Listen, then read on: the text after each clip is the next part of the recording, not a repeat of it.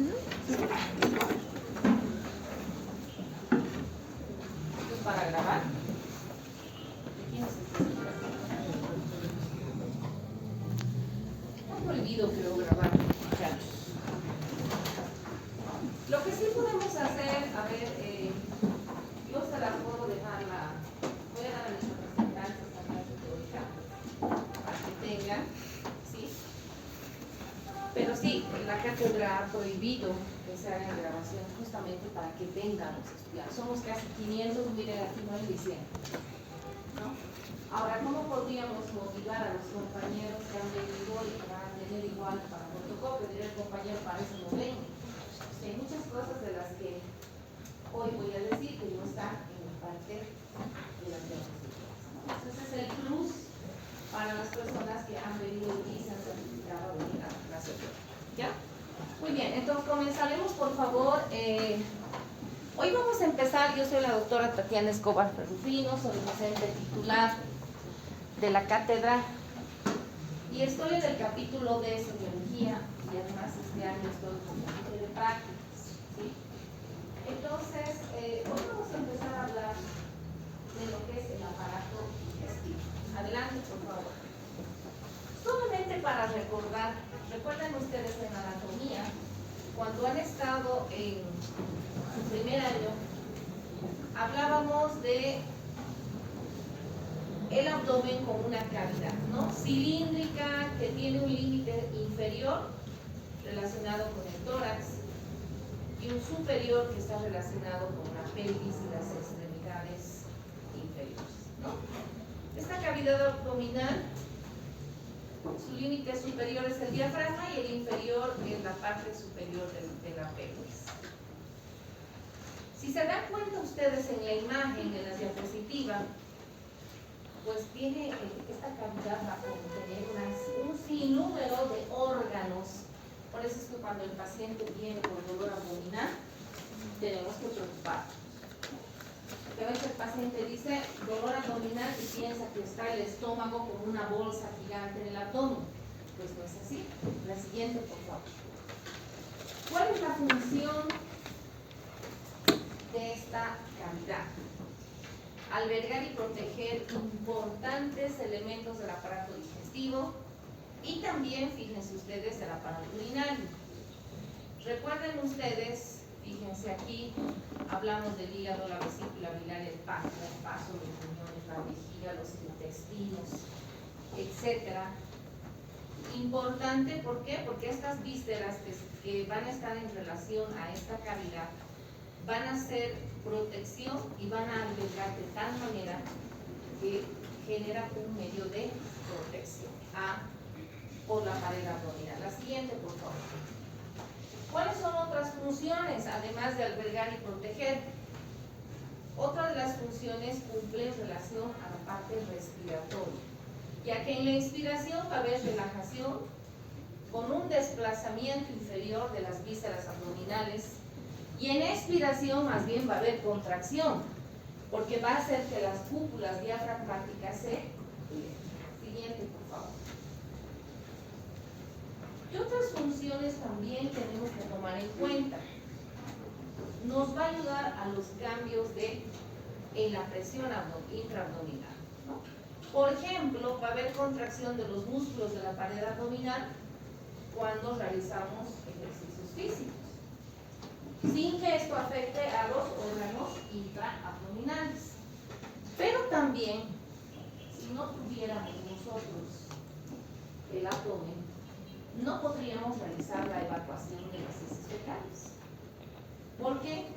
Porque permite vaciar el contenido tanto de la vejiga como del recto, ¿no? Pero además, cuando la mujer queda embarazada, ayuda en el momento del trabajo de parto. Imagínense qué importante es la cavidad abdominal. Adelante, por favor. Muy bien. Entonces, ¿cuáles son los puntos de referencia anatómico que nosotros tenemos que tomar en cuenta cuando describimos el abdomen? El primer elemento se va a encontrar en el apéndice sifoides. Primer punto de referencia anatómica. Luego vamos a tener al reborde costal tanto derecho como izquierdo. Luego vamos a tener a la línea media que va a ir desde el apéndice sifoides hasta la sínfisis del pubis. Luego tenemos al ombligo y finalmente a las espinas ilíacas anterosuperior derecha e izquierda. La siguiente, por favor. Pase nomás, niña, pase. Por eso la puerta está abierta. Para esto entonces vamos a tener dos formas de dividir nuestro abdomen. Una forma que va a dividir en 9 cuadrantes.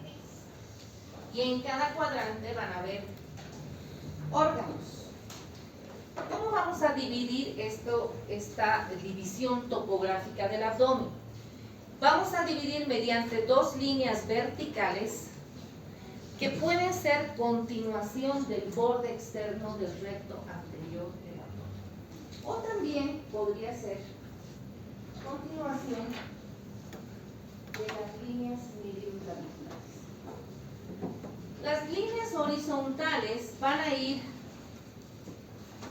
por el reborde costal, sería su límite inferior, y las otras en los tubérculos de ambas crestas ilíacas, de tal manera que me van a permitir identificar 9 cuadrantes. El primero, del lado derecho, es el hipocondrio derecho, el del medio epigastrio, el del lado izquierdo, hipocondrio izquierdo.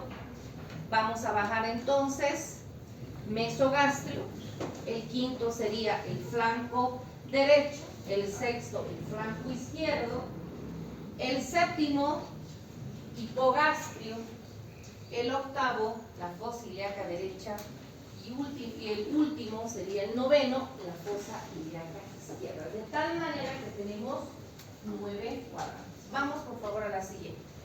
Fíjense ustedes, en cada cuadrante tenemos diferentes órganos.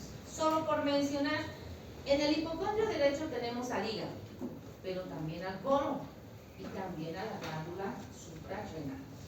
En el epigastrio tenemos la porción pilórica del estómago, pero además al colon transverso y al lóbulo izquierdo del hígado.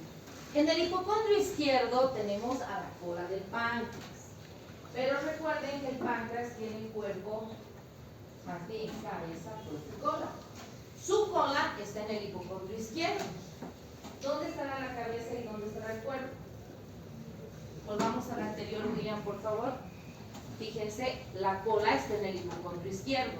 La cabeza está en el epigastrio. ¿Sí? La siguiente, por favor, continuaremos. En el flanco derecho tenemos al colon ascendente, también tenemos parte del duodeno y del yémite. Por eso es que todavía no pase, por favor, William. Si mi paciente tiene dolor en el hipocondrio derecho, iremos al anterior, por favor. Mi paciente tiene dolor aquí.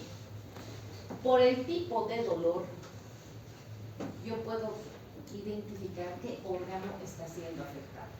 Si mi paciente viene por dolor de tipo pesadez en hipocondrio derecho, yo no voy a pensar que es vesícula biliar, porque el dolor de vesícula biliar es de tipo cólico, espasmódico. Entonces, ¿qué voy a pensar? Que es hepático. Si es de tipo espasmódico cólico, pensaré que es vesícula biliar. Y si el dolor es en epigastrio y es de tipo urente, pensaré que es estómago por la presencia del ácido clorhídrico. Pero si el paciente tiene dolor de tipo espasmódico, de tipo retortijón, ¿qué pensaré que es? La siguiente, William, por favor. Colon transverso, porque el dolor espasmódico, el dolor cólico, es propio de vísceras huecas. Estamos hablando de colon. ¿Qué otra víscera hueca conocemos? ¿Vesícula biliar o no? ¿Sí? ¿Qué otro órgano hueco tenemos? Las damas. Muy bien, las damas. Útero, ¿verdad?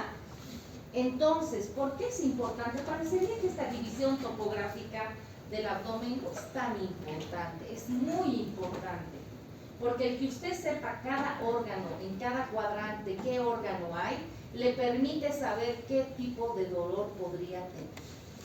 Entonces, recuerden, en el primer segmento ustedes hemos hablado todo de signos y síntomas, ¿se acuerdan? Todos los signos y síntomas. Ahora ya estamos hablando de otro tipo de elementos, pero si ustedes no hacen esa correlación de los signos y los síntomas con lo que en este segmento estamos avanzando en las clases teóricas, va a ser difícil que ustedes puedan hacer sus historias clínicas con sus pacientes. Por eso es importante. A veces el estudiante se aburre, ¿no? Incluso en la clase teórica empieza a mirar el techo, como al decir, todo lo que se les enseña es importante para ustedes. Porque cuando yo les digo a mis estudiantes en práctica, no se van a librar de semiología. No se van a librar de semiología. Porque lo va a hacer en cuarto, en quinto, en internado, cuando usted sea médico, sea residente, subespecialista, tercera subespecialidad, no se va a librar de semiología. Porque si no, ¿cómo va a examinar a su paciente? Recuerden, jóvenes y señoritas, nuestra vida no es la vida del doctor House. ¿Ve? El paciente está entrando al hospital y están pidiendo resonancia magnética, tomografía. No. Nosotros diagnosticamos por clínica. El médico es clínico, aplica su método clínico, método semiológico para el diagnóstico y se apoya en los estudios complementarios. ¿Sí? Muy bien, ahora sí, sigamos, Will. En el mesogastro, que hay el epiflón, el mesenterio, del flanco izquierdo es el colon descendente, en la fosa ilíaca derecha, en la región inguinal derecha está el ciego, el apéndice, ovarios en la mujer, etcétera, etcétera. En el hipogastro, vejiga, útero, en la fosa ilíaca izquierda, colon sigmoides, ovario izquierdo. Si se dan cuenta entonces, si mi paciente viene por dolor abdominal, tendré que preguntarle dónde le duele, para yo hacer esta división topográfica y saber qué órgano. Le preguntaré entonces cómo le duele. Y aquí entra lo que han aprendido en el primer segmento, ALICE. ¿No ven? Aparición, localización, intensidad, concomitancia, irradiación y atenuación. Y ahí está faltando, ¿qué está faltando ahí? El carácter del dolor. Y ahí está, será dolor tenebrante, urente, fulgurante, espasmódico, ¿verdad? Si no hacemos esa correlación, difícilmente va a poder usted diagnosticar. Siguiente, por favor. Pero también dividimos en 4 cuadrantes, ¿no? Esa es otra forma de dividir. Una línea que va a pasar desde el apéndice sigmoides a la sínfisis del pubis, una línea vertical. Y luego tendremos una horizontal que va a pasar por la parte media del ombligo. Entonces usted divida como quiere. Lo importante es que sepa qué órganos está en cada cuadrante. Si quiere, divide como por 9 cuadrantes o por 4 cuadrantes. ¿Sí? La siguiente. Entonces, ¿cómo identificamos aquí? Cuadrante superior derecho, cuadrante superior izquierdo, cuadrante inferior derecho y cuadrante inferior izquierdo. La siguiente, por favor. Muy bien. Entonces, a partir de aquí, tenemos que empezar a identificar cuáles son los elementos generales dentro de la aplicación del método clínico. Quiere decir, anamnesis, como hemos aprendido en el anterior segmento, anamnesis, luego viene la inspección y aquí hay una modificación. ¿Se acuerdan? En el primer segmento era anamnesis, inspección, palpación, percusión y auscultación. En abdomen no. En abdomen es anamnesis, inspección, auscultación, palpación y percusión. ¿Por qué? Porque en el momento que estamos haciendo la palpación podríamos modificar esos ruidos hidroaéreos, esos ruidos vasculares que nosotros estemos auscultando. Por eso es que se recomienda, después de hacer la anamnesis, que signos y síntomas, después de ver el tipo de abdomen que usted ve, inmediatamente el siguiente paso es la auscultación, después hará la palpación y finalmente la percusión. Siguiente, por favor. ¿Cuáles son las consideraciones generales para hacer inspección? Paciente tiene que estar o en posición, primero, descubierto completamente. No puedo examinar al paciente con ropa, a no ser que alguno de ustedes sea pariente de algún superhéroe, no sé, ¿no? Como todos somos comunes y silvestres seres humanos, no puedo examinar a mi paciente encima de la ropa, porque no tengo pues la mirada, no sé, del hombre araña que va a ver por debajo la ropa, no hay eso. Entonces tengo que descubrir a mi paciente. Si mi paciente tiene 7 chompas, las 7 chompas se tienen que sacar. A veces el paciente dice, no, me voy a resfriar.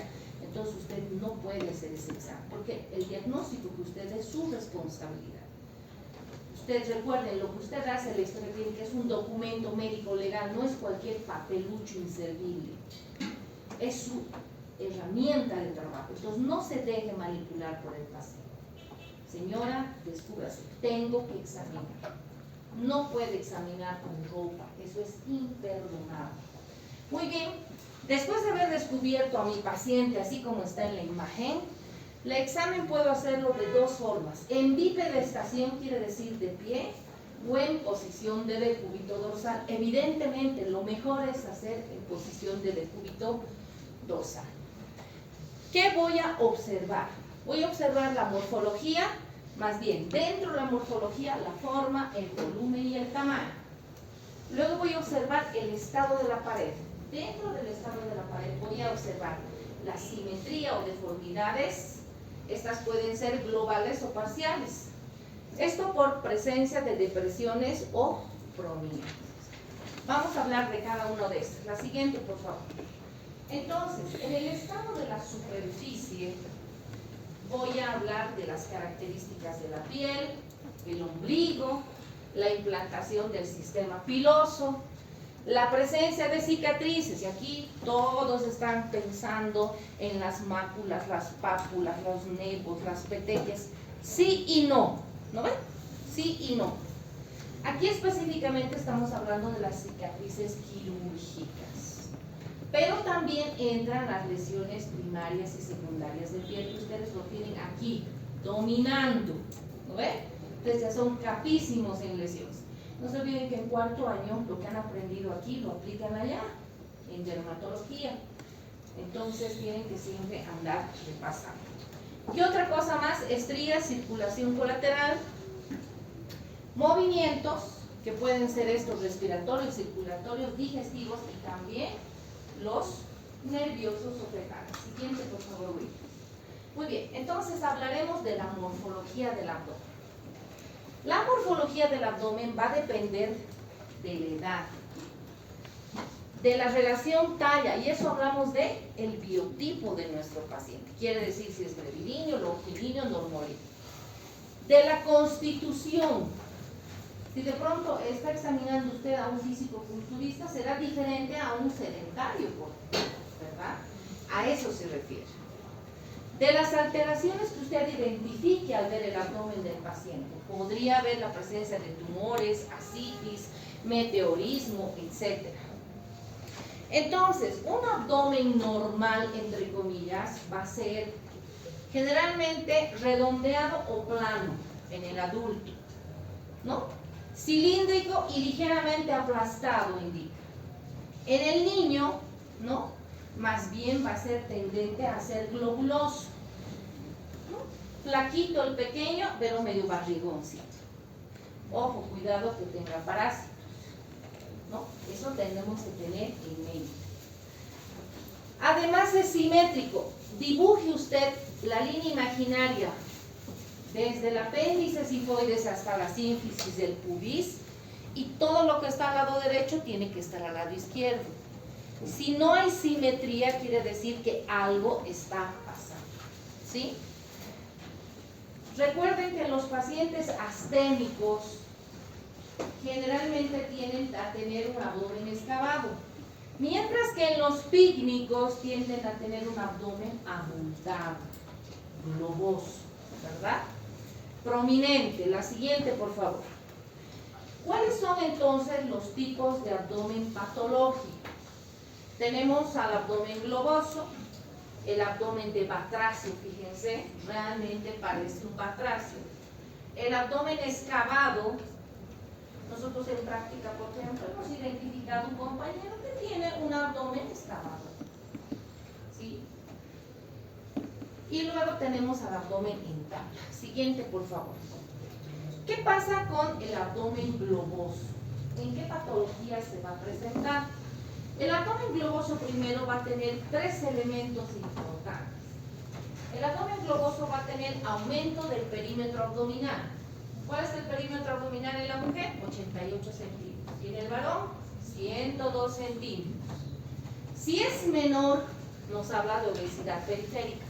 Y si es mayor, de obesidad central. ¿Qué otro elemento va a tener el globoso? Va a tener protrusión de la cicatriz umbilical. Segundo elemento. Tercer elemento. Puede estar acompañado o no de hernias umbilicales, tumores intraabdominales, quistes de ovario o también de ascitis. Entonces, en estas entidades patológicas podríamos tener un abdomen globoso. ¿Y por qué es importante esto que están viendo aquí? Esta imagen es un paciente con ascitis. Si se fijan aquí el recuadro que he puesto aquí, justamente me habla de las causas de ascitis. Dentro de las causas de ascitis tenemos aquí causa pancreática, biliar, linfática, insuficiencia hepática, estoy yendo de abajo hacia arriba, tuberculosis peritoneal, también tenemos insuficiencia cardíaca, carcinomatosis, etc. Y la primera, en un 80 a 88% de las causas está la primera, la hepatopatía alcohólica crónica. Esa es la primera causa de ascitis. Si ustedes algún momento, tenemos aquí al grupo de la doctora Salamanca, por ejemplo, ella trabaja en el pabellón británico, ¿verdad? Ahí hay muchos pacientes que tienen enfermedades relacionadas con hepatopatías alcohólicas crónicas. Y se evidencia cuadros de ascitis.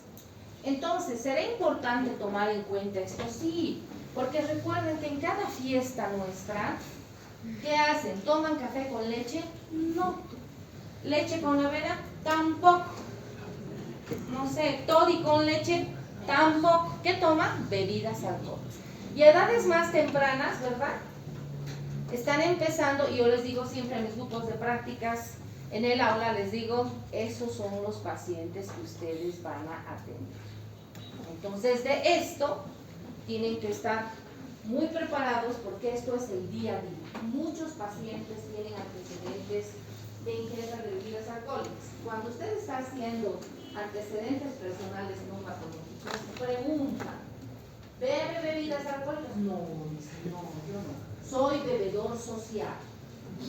¿No? Es el término del paciente. Si usted no le pregunta y solo copia bebedor social, tal vez el bebedor social que dijo que es su paciente bebe todos los jueves y termina el domingo.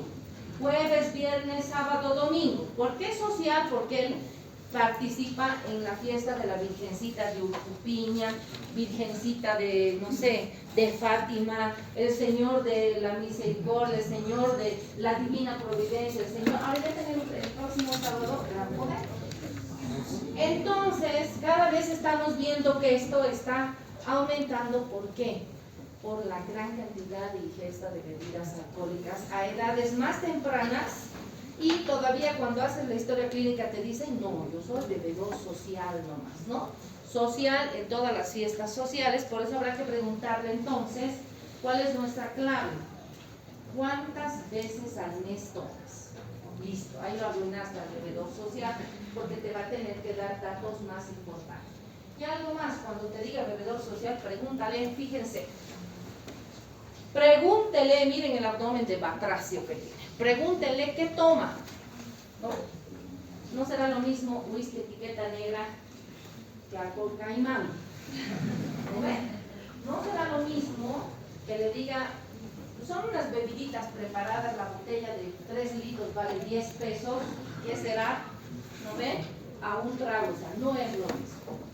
Entonces son datos que parecen no importantes, pero son muy importantes. Entonces, ¿Qué vamos a ver en un abdomen de batracio?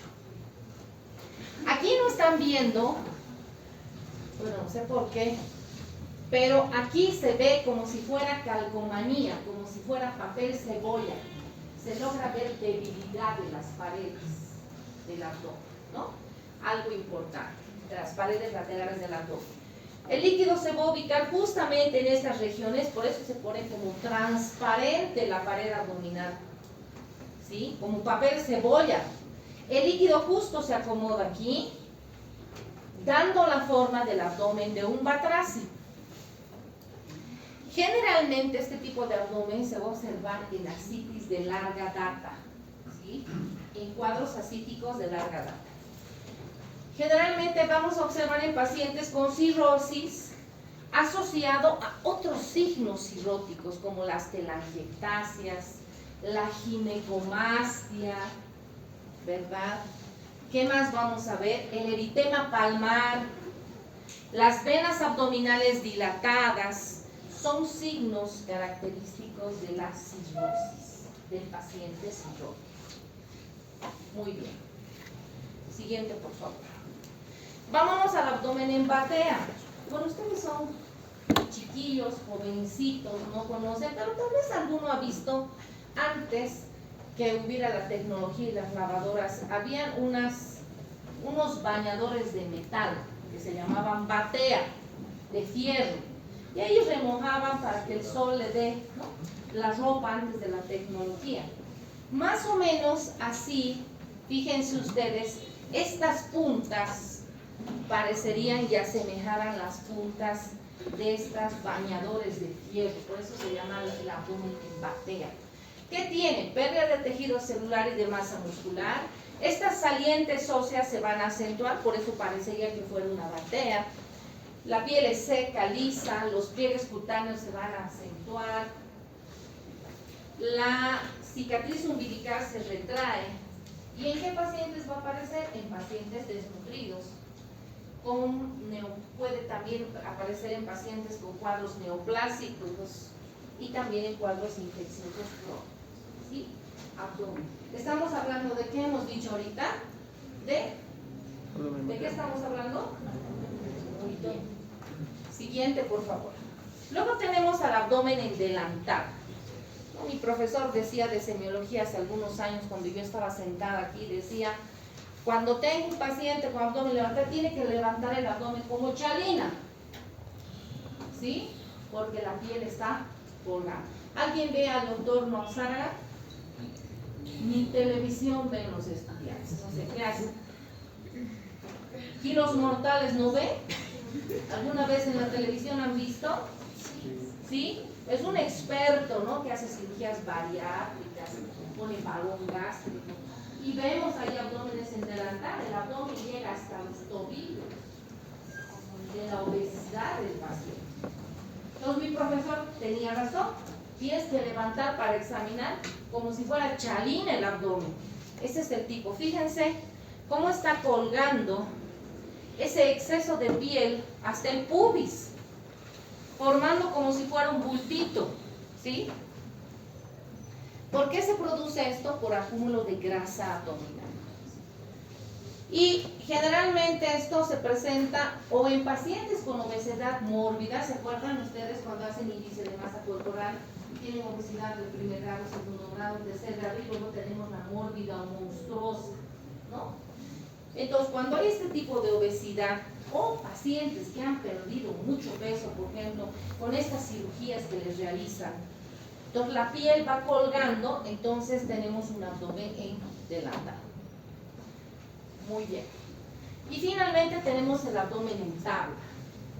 Evidentemente, este abdomen en tabla es parte, se lo ve a la inspección, pero también se lo identifica a la palpación. ¿Por qué? Porque este abdomen en tabla a la inspección es un abdomen quieto, estático, así. Generalmente lo vemos en unidades de emergencias. Cuando vamos con mis estudiantes a emergencias, algún momento hemos tenido la oportunidad de ver un abdomen en tabla en vivo y directo, porque el paciente está así cuando llega, ¿no? Porque los otros ya han salido de quirófano. me está hablando de peritonitis.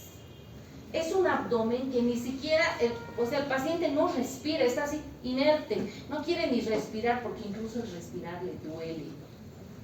Peritonitis. Evidentemente la causa más frecuente de peritonitis es la apendicitis aguda, pero no es la única causa, ¿sí? Entonces, este abdomen en tabla, a la inspección lo voy a ver como un abdomen quieto, que no contempla ni siquiera tiempos respiratorios. Pero a la palpación, además, lo voy a identificar con un abdomen que tenga resistencia muscular. Usted lo quiere palpar y ese abdomen se resiste. Entonces no me va a permitir hacer la palpación.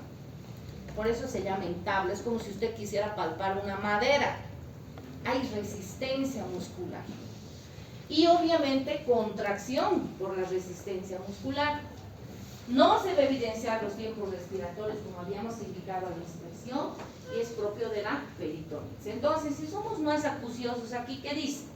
Contracción generalizada, fácilmente apreciable a la inspección, pero además indican compromiso peritoneal y otros síntomas vamos a tener a la auscultación, ausencia de ruidos hidroaéreos. Estamos evidenciando restricción de los tiempos respiratorios. Cuando tengan la sospecha de un cuadro peritoneal, de una peritonitis, hay que hacer tacto rectal. ¿Y qué vamos a encontrar al tacto rectal? Dolor en el saco de Douglas. Y algo más, aquí hay dos signos que vamos a hablar en un momento más en palpación. Es el signo de Blumberg, localizado y generalizado. O el signo de Blumberg localizado y el otro, el generalizado, Guénon de Mussy. A eso se refiere esto, dolor en rebote. Porque el Blumberg se lo define como el dolor a la descompresión brusca. A eso se refiere dolor en rebote. Entonces el Blumberg generalizado y localizado es positivo en caso de peritonitis. Y la peritonitis, ¿cómo se la cura? Paciente, no hay medicamento, tiene que entrar al quirófano. No hay otra forma de tratar, ¿sí? Muy bien, cuando hablamos entonces del estado de la pared, hemos hablado de las deformidades, hemos mencionado. Las deformidades pueden ser parciales. Ahí atrás están charlando Edson, Derlis y Fernando. Ahorita les voy a decir que se vayan de mi clase. Atiendan, por favor. Si no tienen interés, se me va. Cuando hablamos de deformidades, pueden ser de dos tipos, generales, ¿no? O parciales. Cuando hablo de generales, me están diciendo que hay aumento del diámetro anteroposterior. Cuando son parciales, pueden ser parietales, peritoneales o viscerales. Parietales, ¿por qué? Edema de la pared. Segunda causa, exceso de tejido adiposo. Peritoneales, en caso de ascitis, ya hemos visto cómo es una ascitis. Viscerales, presencia de tumores o visceromegalias. Y en el caso de las locales, las hernias, ¿no? ¿Qué se produce por salida de vísceras abdominales? A través de la pared abdominal, generalmente muy frecuente en las hernias. ¿Por qué? Porque tendemos en todas las edades a cargar pesos, ¿lo ve? La pared abdominal se debilita y sale la víscera abdominal. Y también la presencia de las eventraciones. Las eventraciones es como esto, ¿no? Así es una eventración. Como si fuera un saco, una chompa, se ingresa, entra. Eso es una eventración. Generalmente se ven las eventraciones más en el intestino. Esto es hernia y esto es eventración, como si se entrara. Más frecuente en quiénes son las eventraciones, en los niños, ¿sí? Entonces, ¿qué más tengo que ver, además de las deformidades? El ombligo, ¿no? El ombligo normal, si quieren ustedes, ¿cómo va a ser? Central, umbilicado y plano. Recuerden que ahora la moda ha generado cosas raras en los pacientes, que también hacen mis estudiantes. En algún momento yo tenía con sus piercings, sus argollas, unas cosas exóticas los estudiantes de medicina. Bueno, los pacientes hacen lo mismo. Entonces de pronto viene la paciente y viene con una sensación de dolor, signos de Celsius, rubor, tumor, calor, dolor, no, motivo de consulta, dolor en el ombligo. Usted revisa la inspección, al acercarse ya siente una sensación de mal olor, ya hay maceración de ese tejido. Se fija y ahí hay un piercing. Y averigua qué ha pasado. Ah, sí, estaba en la feria y me ha dicho que me siente, no sé, agarró y me ha colocado, haciendo medidas de, ¿no?, de asepsia, no sé.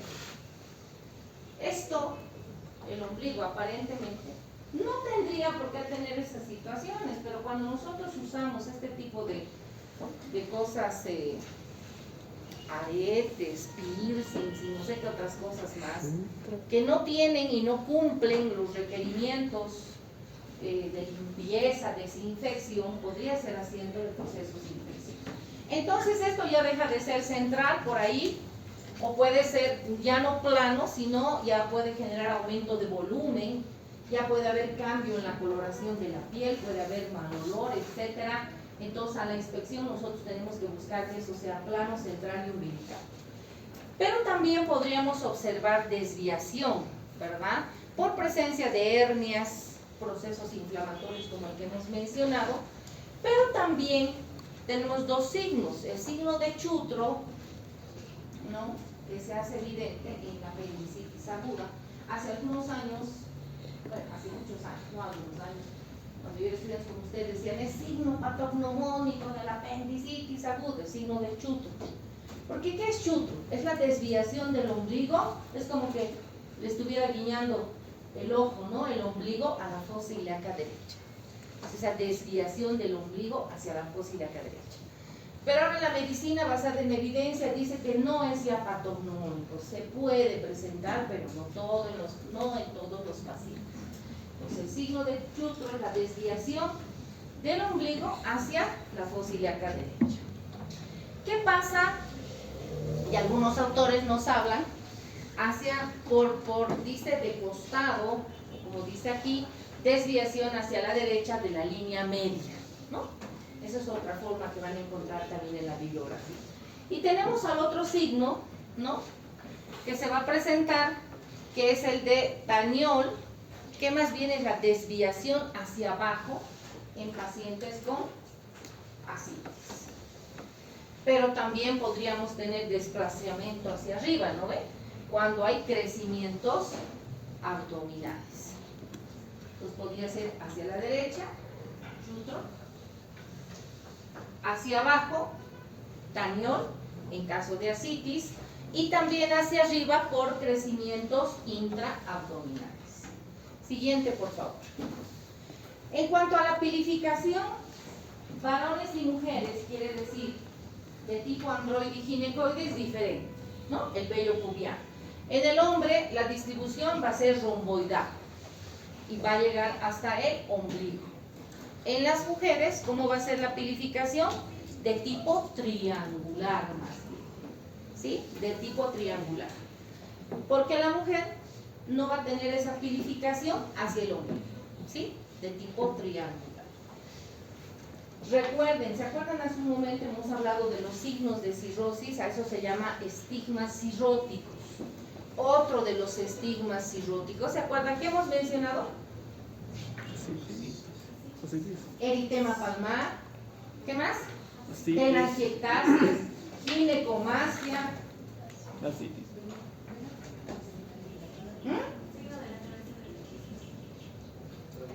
¿Qué hemos mencionado pues hace un momento? ¿Qué más? Aquí entra además cambio en la pilificación. Entonces mi paciente con cirrosis hepática alcohólica cambia la pilificación, es mujer y es de tipo androide y es varón de tipo ginecoide. Entonces otro de los signos de cirrosis hepática alcohólica crónica, ¿sí? Cambio de la pilificación. Siguiente. ¿Qué otra cosa vamos a buscar? ¿Se acuerdan? Las cicatrices. Entonces tenemos las cicatrices quirúrgicas, estamos hablando.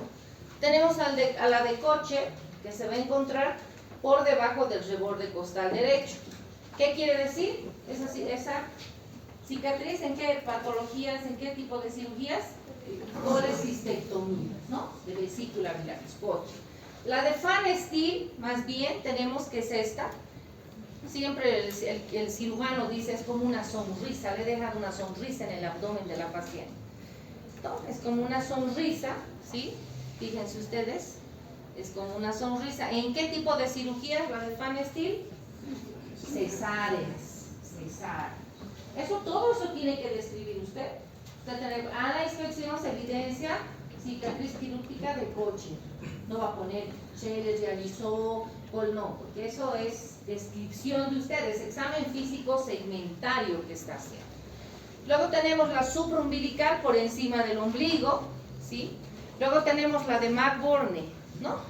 Que es para apéndice, que va a estar en la fosa ilíaca derecha. En una línea que va a ir del ombligo a la espina ilíaca anterior superior derecha. Luego tenemos la paramedial, que también sirve como punto de abordaje de ingreso para la incisión de Kocher. Luego tenemos las inguinales, tanto derecha como izquierda, en el caso de las hernias inguinales. Y finalmente tenemos las infraumbilicales por debajo del ombligo, que van a estar en relación con el pubis también, que puede ser punto de abordaje de cirugías de origen genitourinario. ¿Sí? Siguiente, por favor. Algo más que tenemos que buscar es la circulación colateral. Y normalmente la circulación colateral tiene que ser de arriba hacia abajo.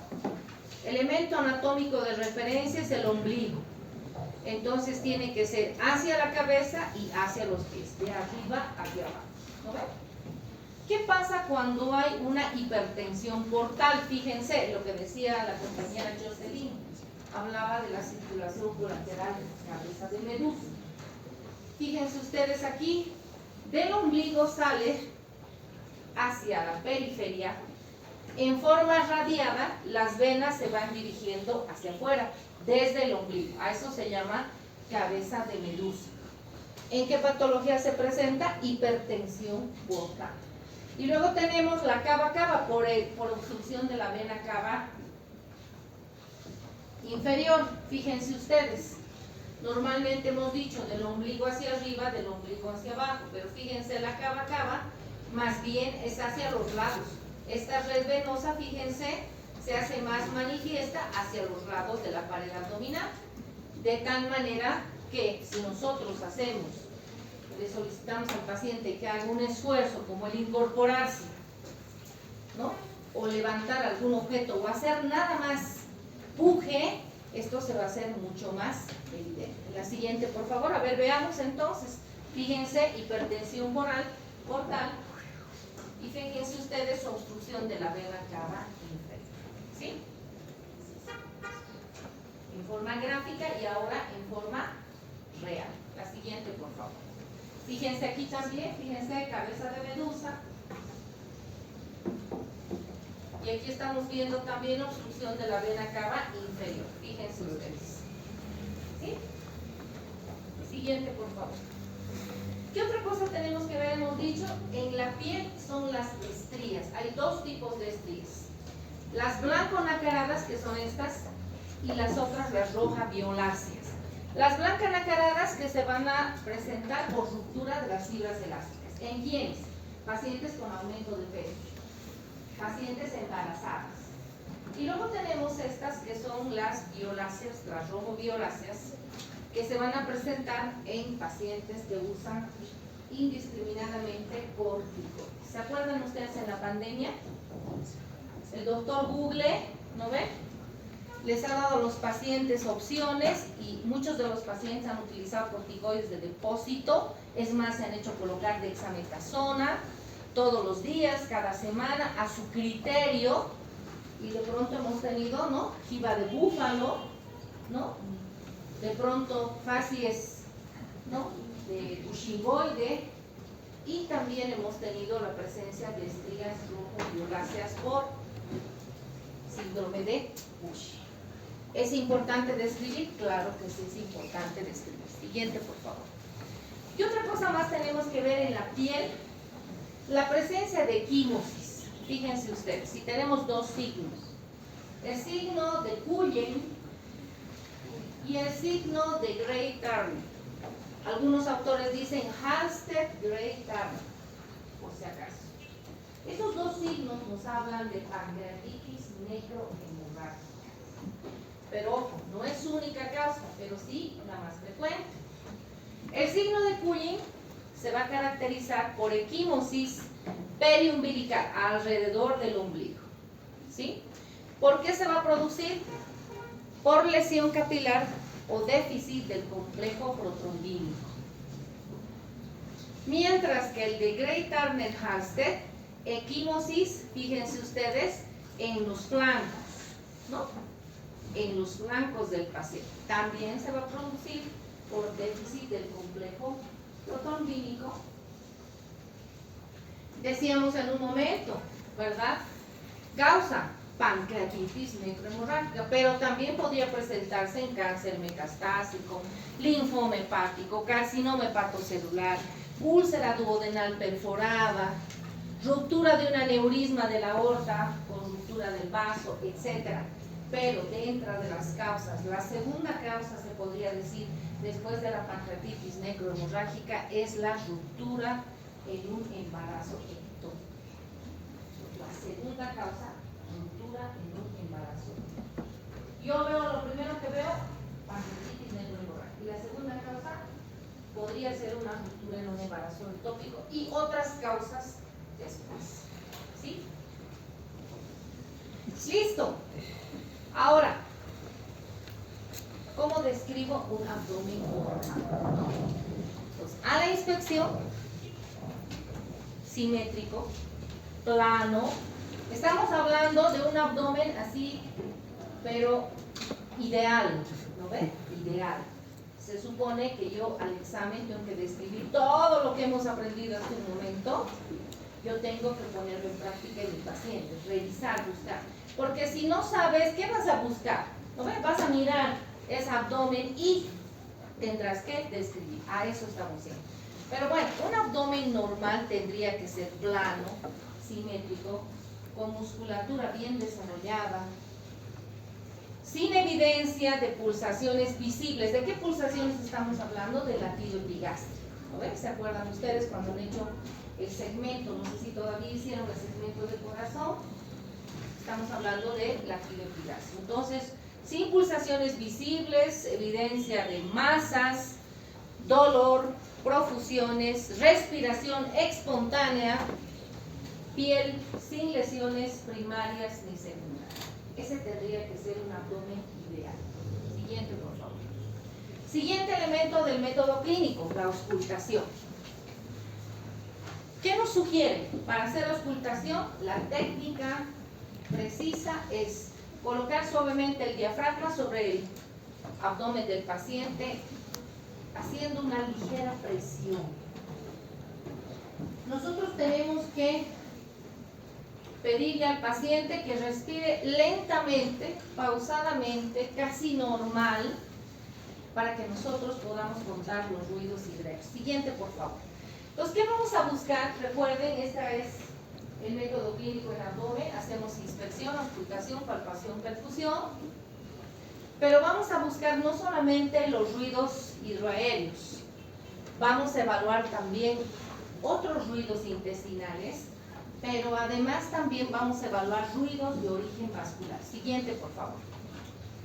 Entonces, normalmente los ruidos hidroaéreos tienen que ser continuos. Normalmente tienen que ser de 5 a 35 ruidos hidroaéreos por minuto.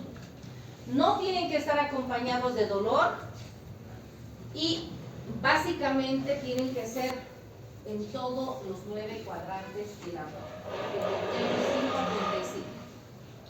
Podríamos auscultar también ruidos de roce, pero estos ruidos, a diferencia de los anteriores, son ruidos agudos que se van a asociar a movimientos respiratorios. ¿Se acuerdan? Los hidroaéreos no se asocian a los ruidos respiratorios y nos están hablando de procesos inflamatorios a nivel del órgano que nosotros estemos auscultando en el correspondiente cuadrante.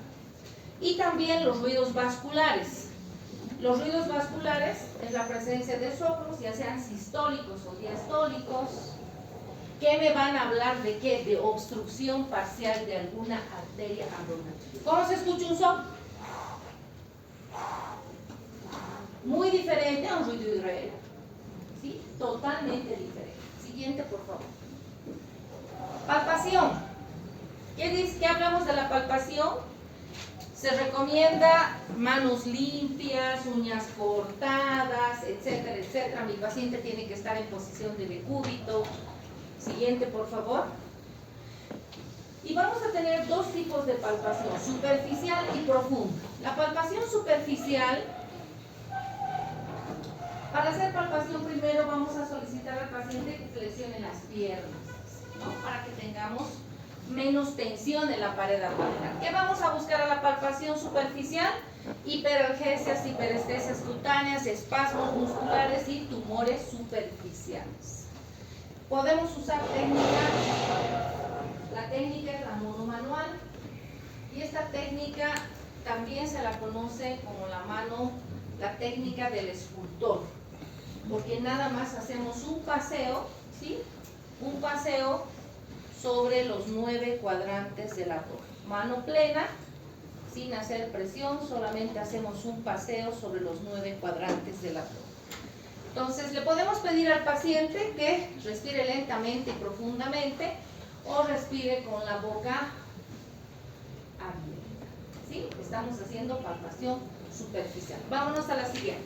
La profunda, hiperalgesias, que voy a buscar, hiperalgesias cutáneas, hiperestesias cutáneas, resistencia muscular y visceromegalias. Aquí sí podemos hacer mono y bimanual. Una mano. ¿Quiénes van a trabajar? Fíjense aquí ustedes.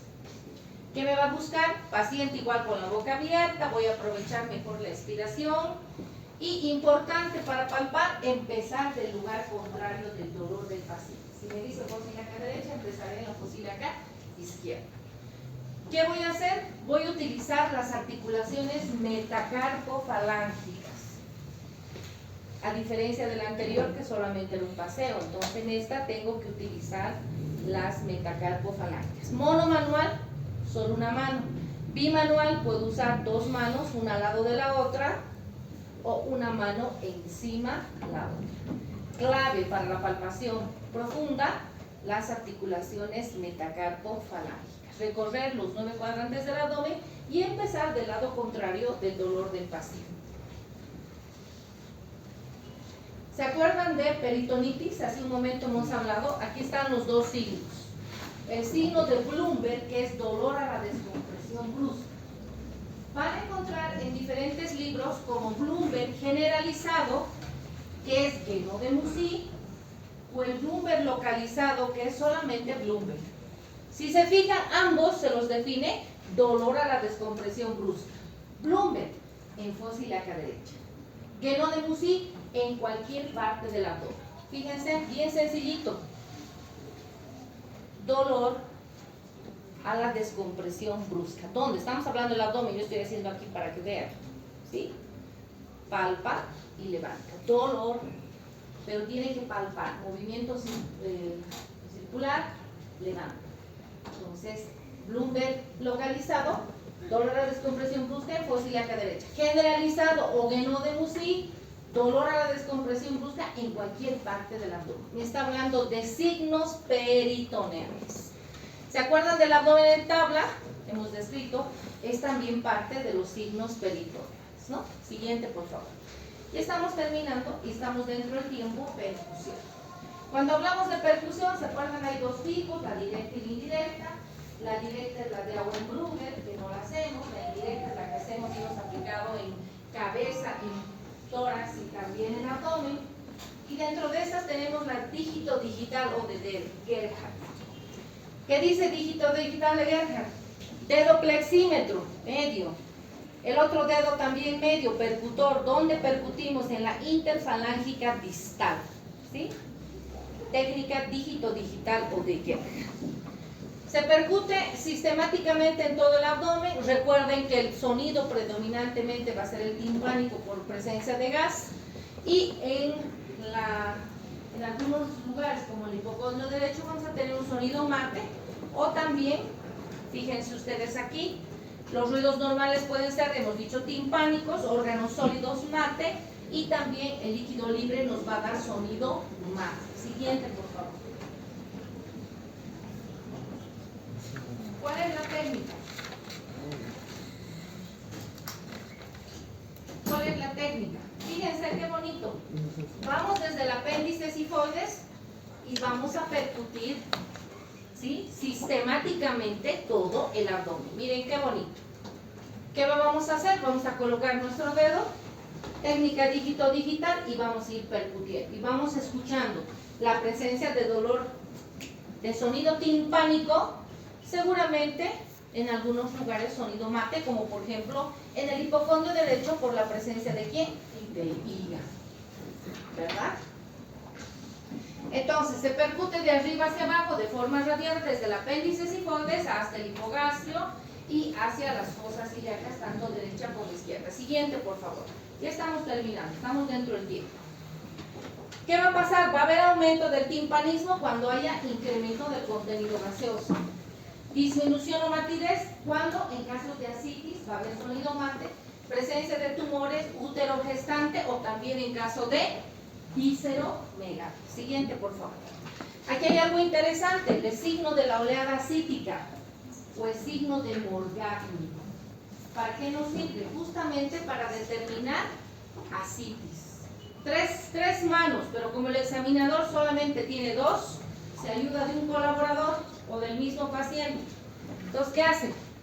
Percute a este lado, hagan algo más. Fíjense, con esto hemos terminado, pero escúchenme, fíjense. Llenen un bañador con agua, agarren su mano así, fíjense, y hagan esto, como si estuvieran jugando con el agua. Y luego detengan la mano y van a sentir como el agua va a golpear su mano. Así van a sentir el signo de la oleada ascítica positiva. Entonces, dos manos del examinador, una mano que coloque en el flanco izquierdo, la otra mano tiene que percutir, me falta la tercera. A mi paciente le puedo pedir que se pare en la línea media, ¿no? Cosa que yo percuto porque esa es una percusión directa. Y si hay ascitis, va a sentir esta mano como el líquido golpea mi mano. Si no, es signo de la oleada ascítica negativa. Parte también de lo que es percusión o signo de Morgagni. Eso es todo. Bueno, no se lee muy bien, pero se los leo rapidito. Nunca consideres el estudio como una obligación, sino como una oportunidad para penetrar al mundo maravilloso del saber. Un placer, que les vaya muy bien. Estamos dentro del tiempo.